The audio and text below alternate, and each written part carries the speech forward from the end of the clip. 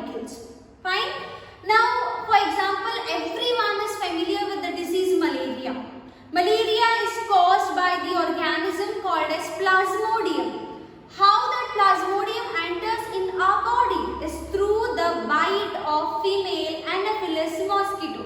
So here, female Anopheles mosquito is carrying the Plasmodium, so a vector, and that female Anopheles mosquito when comes and bite to the individual, that Plasmodium enters into the individual.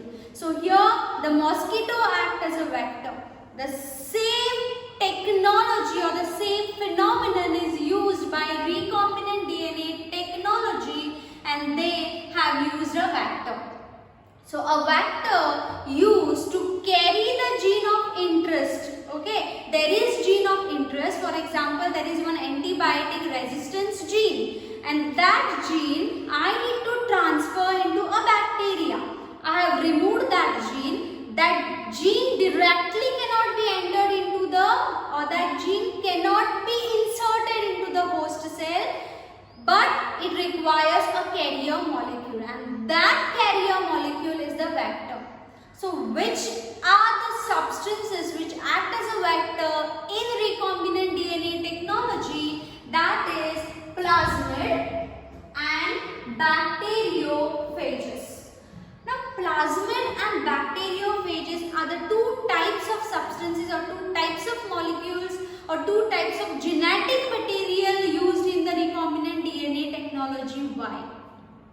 Because the prime reason for this is plasmid and bacteriophages have the ability of self-replication, which is independent of the main chromosomal DNA. Imagine there is a bacteria. In the bacteria there is genome, okay, of their own genome I can consider. Now that genome will be replicating, that process, replication, then I can say transcription, then I can say the translation, all that processes are there. But apart from their main genome, if there is a plasmid itself can multiply, plasmid itself can produce its replica, self-replication. That's why plasmid act as a vector. In second case, bacteriophage. Now what is bacteriophage? It's a virus. It's a virus which is infecting the bacteria.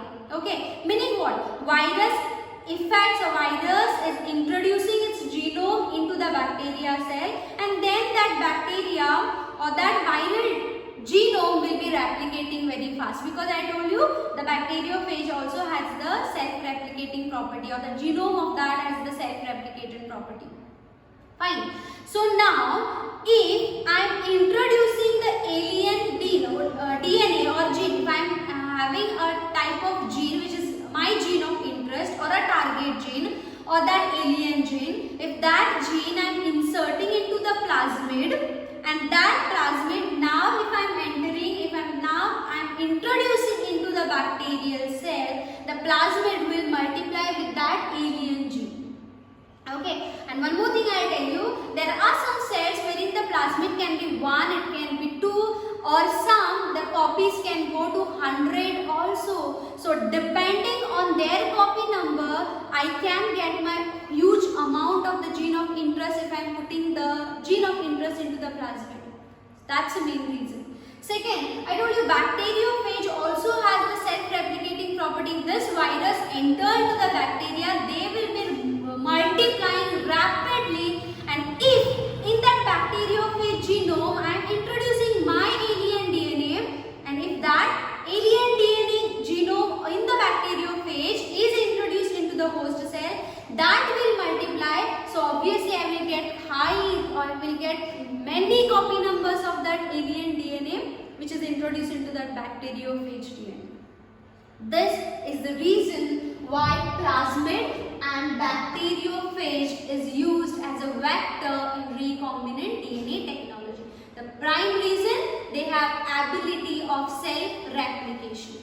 Okay? So now in this gene, in this genome, if I am inserting my gene of interest, what phenotype, what product I want to see, this virus will enter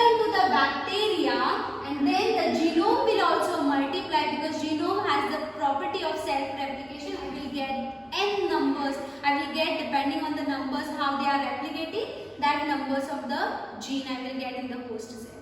Same with the case of plasmid. Okay. Now plasmid and the bacteriophage to act as a recombinant DNA technology tool has some features. So let me tell you all the features of plasmid or the vectors. Now vectors have some features. The very first feature is origin of replication. What is origin of replication? It's a sequence where replication will start.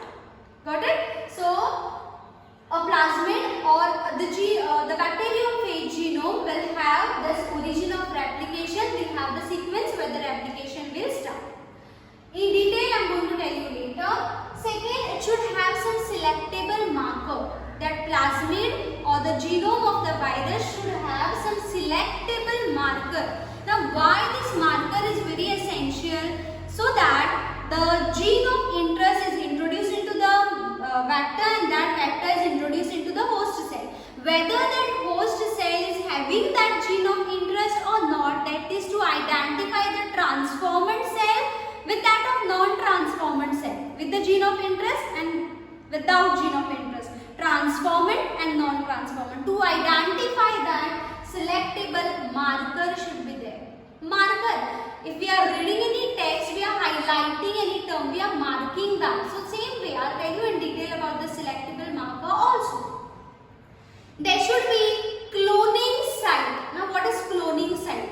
Cloning site, or you can say the recognition site, wherein the restriction enzyme will come and cut the specific portion of that plasmid so that the foreign DNA can be introduced into that plasmid. So cloning site we can say. Okay. And finally, vectors for cloning in the plants and animals. This also I will tell you in detail. So remember, 4 important features of a plasmid or bacteriophage act as a vector. That is, they should have origin or they have origin of replication. They should have selectable marker. Then there should be cloning site or recognition site you can say. And then vectors for cloning in plants and animals. I tell you one more important feature of vector. This vector should be, the size should be small. Okay, even the virus is very small, no, because it is infecting the bacteria, so it should be small. This should be very small because this smaller size is very easy in handling process in the recombinant DNA technology. Got it? So now, in detail, I will tell you about origin of replication first. Students, the first feature of vector is origin of replication. What is origin of replication? It is the sequence where the replication will start. The process of forming another copy will start.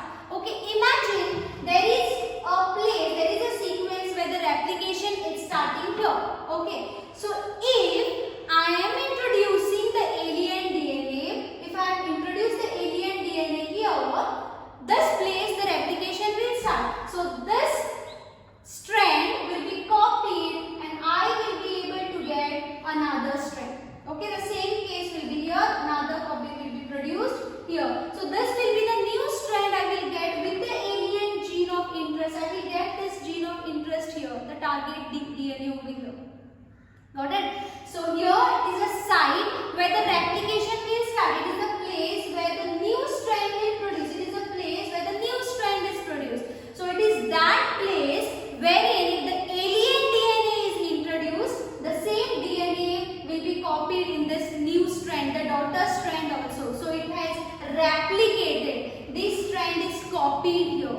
Okay. So this sequence where the replication process will start is referred as origin of replication. So the sequence where the replication will start.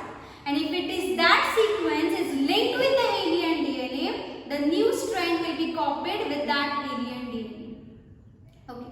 One more important feature of this origin of replication is that this sequence is responsible for controlling the copy number of alien DNA or target DNA.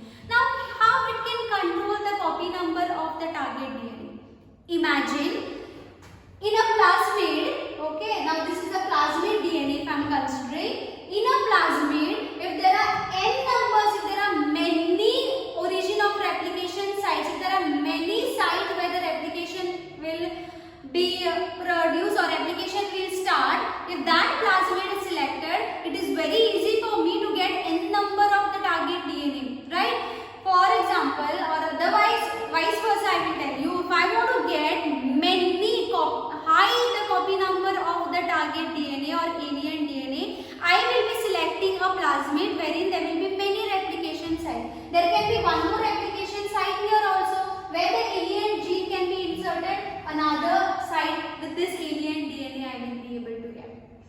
So it is responsible. So this sequence is responsible for controlling the copy number of the target DNA also. This is about the origin of replication. The thing is, in detail, there is a process of